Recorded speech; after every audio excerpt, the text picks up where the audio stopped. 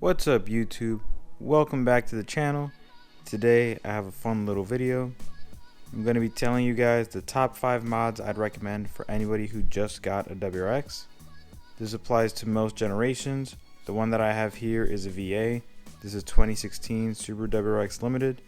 If you just got a new one like the VBs, or if you have an old one and you want to start modifying it, but you don't want to do any mods that will affect warranty, here I'll give you my top 5 recommendations. So number 1 mod, this applies to everybody, especially with the VA. I don't know about the VB, maybe the VB has fixed it, I don't know. But on the VAs, the shifter has a lot of slop, especially the first to second gear shift. So for example, I have a shift stop right now. So here I'm first. As you can see, I move the shifter back and forth, it doesn't move much. Second, literally that's all the wiggle room. Without the shift stop, this is how much play you have. As you can see here, I have the reverse lockout now. So basically this bypasses the shift stop and you have a lot of play. Second, same thing. Now I let go of the reverse lockout, nice and tight. And then also, when you're adjusting the first and second, you can also go and adjust the reverse lockout, which tightens up the 5th and 6th gear. So definitely, first thing I'd recommend is doing a shift stop. Second mod I'd recommend is wheels and tires. The stock wheels on these cars are kind of ugly, at least for the early model VAs. I don't really like them at all. The SCI wheels do look nice though. With changing up your wheels and tires, you can get a better tire, so if you want something grippier, wider, or a thicker / thinner sidewall, whatever you want. You can also change the rims to a different style. There's so many different variations and you can really customize the look of the car to make it your own. Also, you can go for a wider wheel. So for example, I have an 18-inch by 9.5-inch wheel. Stock, these are 18-inch by 8.5 inches. So mine are an inch wider. And as you can see right here, my wheel goes right up against the fender. And same thing for the fronts, right up against the fender. I think it gives it a nice clean look. The stock wheels are kind of shallow and they're sunken in, so I don't really like that look. You could add spacers, but not really a fan of those. So yeah, number 2 mod, wheels and tires. Third mod I'd recommend is exhaust. And don't mind my dirty exhaust tips here. The stock exhaust is extremely quiet. If you like a quiet car and don't want it to be too rowdy, then by all means leave it. But a lot of people who get a WRX, they want more sound. They want to hear the car. You know, most of us are car enthusiasts, so we like to hear our exhaust when we drive. And you don't have to go out there and get a full catback exhaust. I actually initially started off with a Remark Axleback exhaust, and I have a video somewhere on my channel. It might have been my first or second video if you want to hear what that sounds like. But the reason it's called an Axleback is because it goes from the rear wheels back. So basically a muffler delete. Axlebacks are pretty cheap. I think this one was around $300. Meanwhile, a full catback is like $700 to $800 on the lower end, and way over $1,000 for some higher end ones. And there's various styles and different tones, so just look up videos of different exhausts until you find one that sounds good to you. Fourth mod I'd recommend is lighting.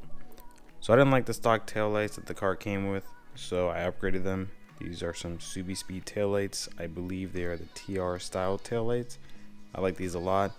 I love the darkened housing, and these have the sequentials. There are a lot of different options out there. On the front of my car, you'll see that my turn signals are a black housing with some yellow LED lights. I didn't like the stock turn signals, so I changed them out to these. Another lighting element I forgot to mention is the 4th brake light, or the rear fog light. It's the one that goes inside the rear bumper. This is a very popular mod. A lot of people have these.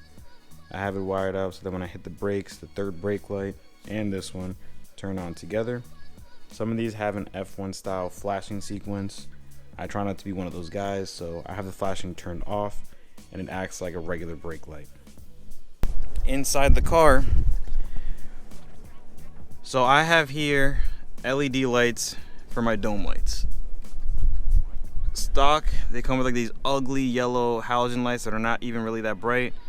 This is really easy to do, so highly would recommend just upgrading all your interior lights to LEDs. Fifth mod I'd recommend final mod is anything cosmetic or some Aero bits. I guess you can consider this a group of mods instead of just one. I'd highly recommend staying away from anything that requires you to cut into your bumper or other body panels, but anything that you can add to the bottom of the car. So for example, I have a full lip kit, I have a front lip here, and I have some side skirt extensions, and then I also have some rear spats. Mine are a little faded, I need to fix that. And then for other cosmetic bits in Aero, I have a gurney flap here on the spoiler. I also have a rear diffuser. I have the Subaru OEM Vortex generators. I also have the Subaru OEM rain guards. These are really easy to install and I love the way they look. In the front, I have some smoked out amber deletes. So it's not fully blacked out, it still reflects light, but the smoke look looks much better. And then I also have some yellow vinyl on my fog lights. I think it looks a lot better than the clear. I also have the JDM front grille with the red WRX badge and the carbon fiber Subaru logo with the red stars. It's not real carbon fiber, it's just a sticker. But yeah, there are a lot of different cosmetic bits you can get. You can really make the car your own and have a custom look that suits your style. And these are the 5 mods that I'd recommend. Don't quote me on it, but you shouldn't have any issues with warranty with these mods.